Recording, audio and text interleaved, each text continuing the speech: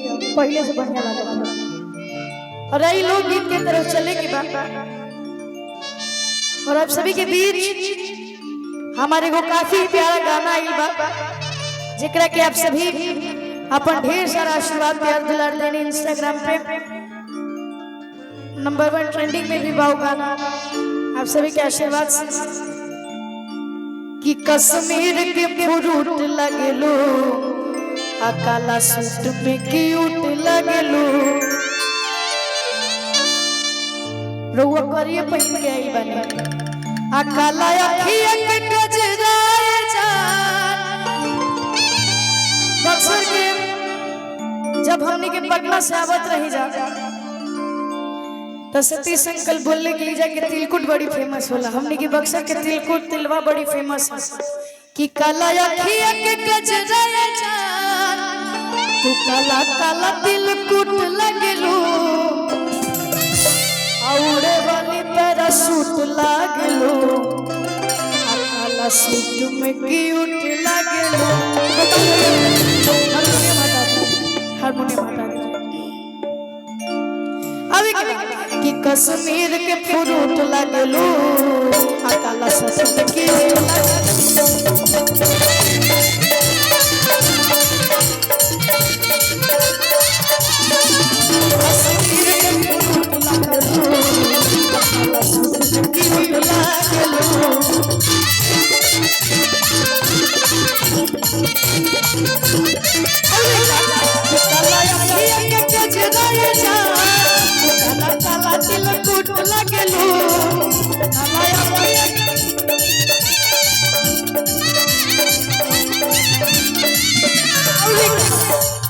कश्मीर के फ्रूट लागलू काला सूट में क्यूट लागलू।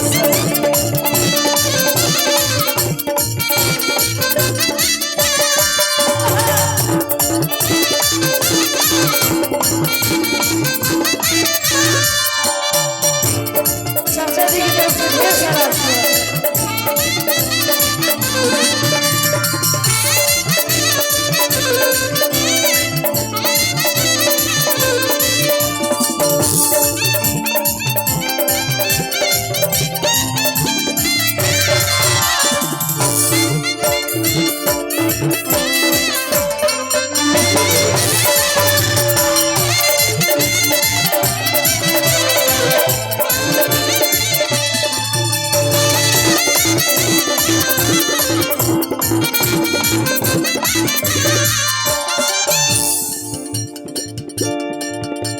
हाँ। हमारे भोजपुरी इंडस्ट्री के काफी अच्छे राइटर पंकज वसुधरी जी की तरफ से ढेर सारा आशीर्वाद है।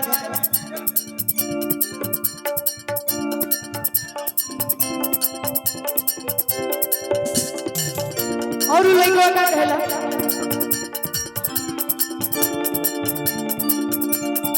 कि गजब तोहार स्टाइल बाटे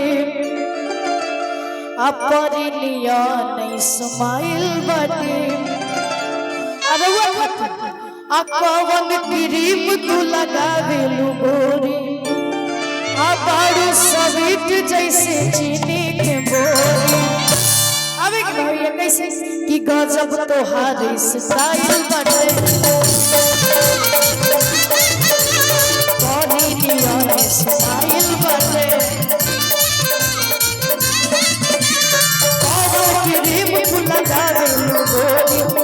स्वीट जैसे चीनी के बोरी।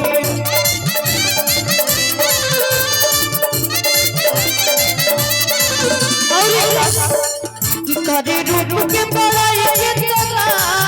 कभी रूप के बड़ाई के तना नया नया रंग रूप लगेलू अच्छी के बनी दला रूप लगेलू काला सूट में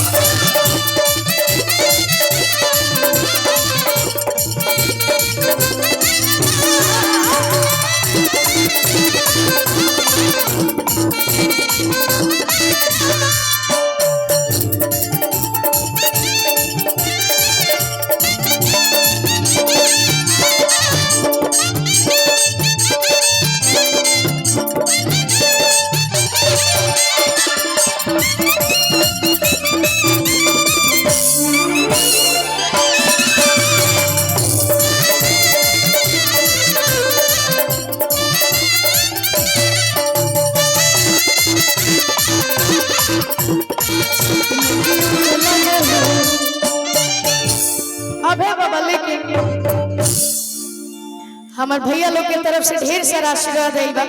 कि गोरी फूला झाड़ी बाड़ू।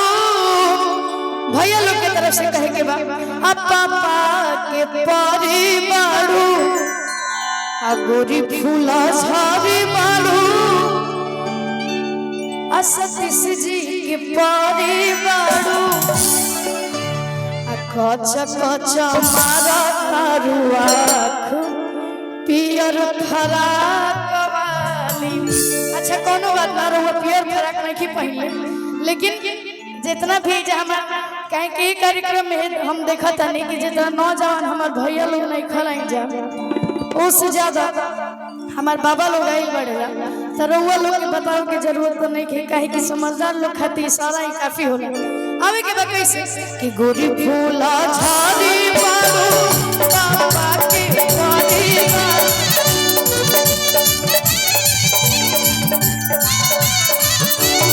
गोरी फूला झाड़ी बाड़ू बाबा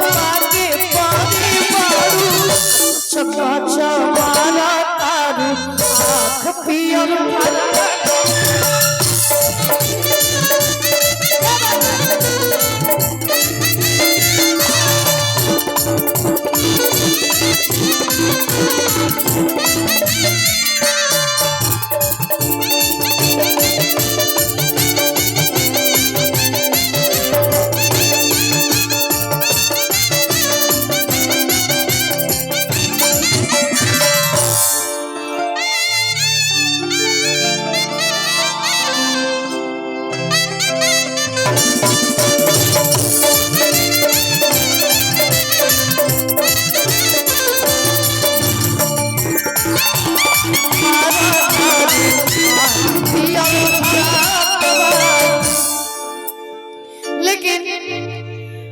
अच्छा एक बात बताइए राउ नाम कहा राउ नाम तो हम तो बोली देनी रउआ बोली राउ नाम कहा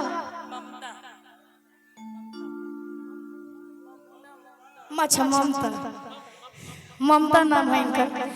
राउ कपड़ा देख के हमरा के एगो लाइन याद आवता हाँ ममता का कह के बरुआ खातिर कि यार छोटे में खोटेलू सगिया गोरी कि यार छोटे में खोटेलू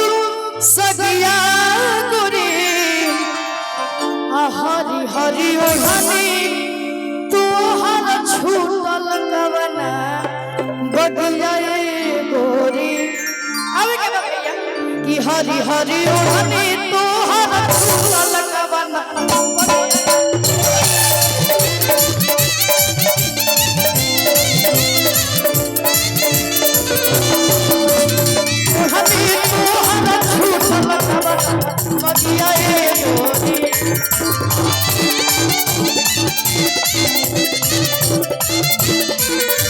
छोटे में खोटलू सगिया गोरी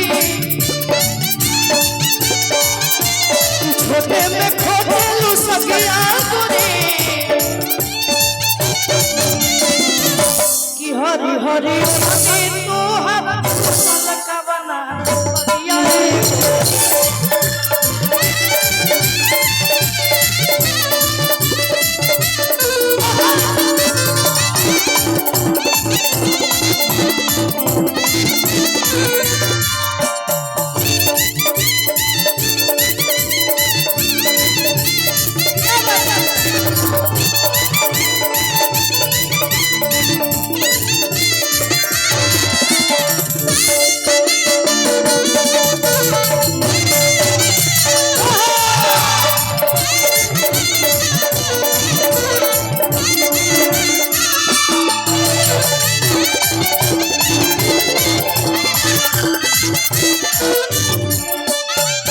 राजा हम के बनारस घुमाएला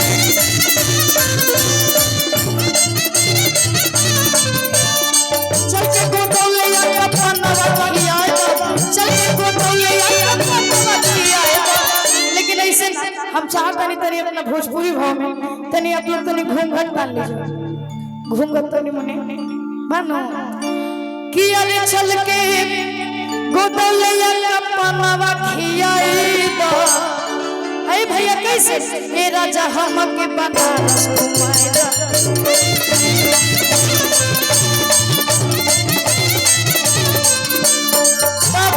उनको राजा जी का कहले राजा जी बड़े हमने के सुरेंद्र अंकल ना रहने वाला चल चौका वापस मत सिखा दी चल चौका वापस मत सिखा दी वही में हमने के मिथिलेश काफी सभ्य स्वभाव के इंसान बहुत इज्जत करेला सबके ऊ का कहला ठंडाई पिया के चल बनवा खिया दी ठंडाई पिया के चल बनवा खिया दी चल चौका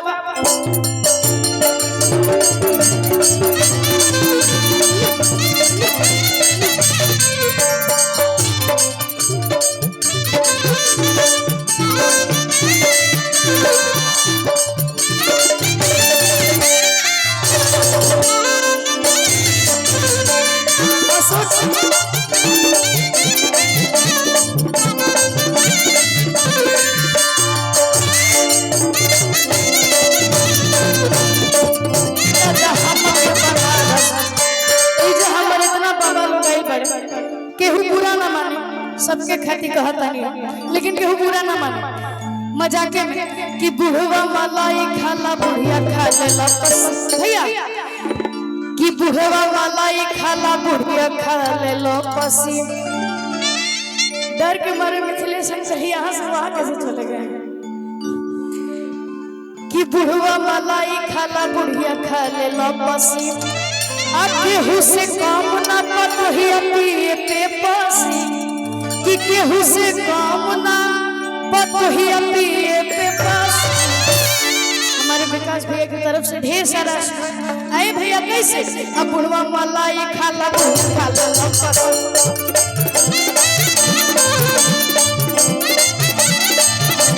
केहू से काम ना पतोहिया पिए पे पास केहू से काम ना पतोहिया पिए पे पास बुढ़वा मलाई खाला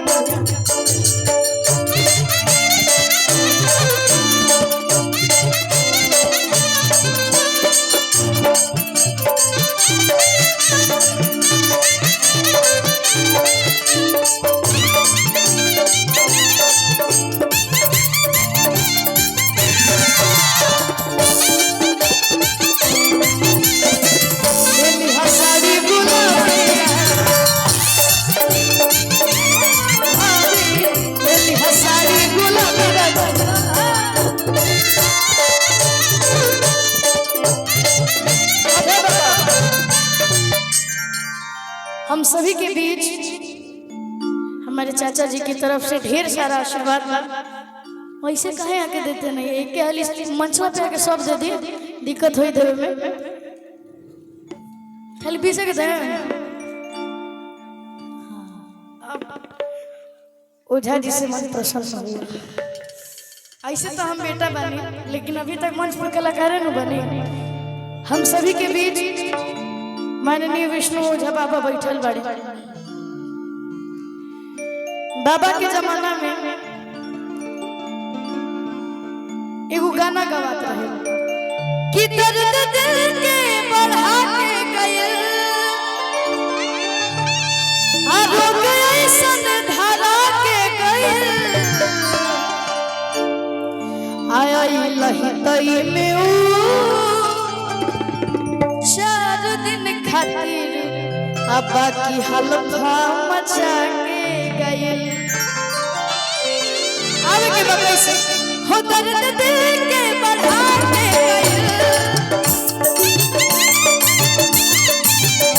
रोग ऐसन धरा के गए आई लही में 4 दिन खातिर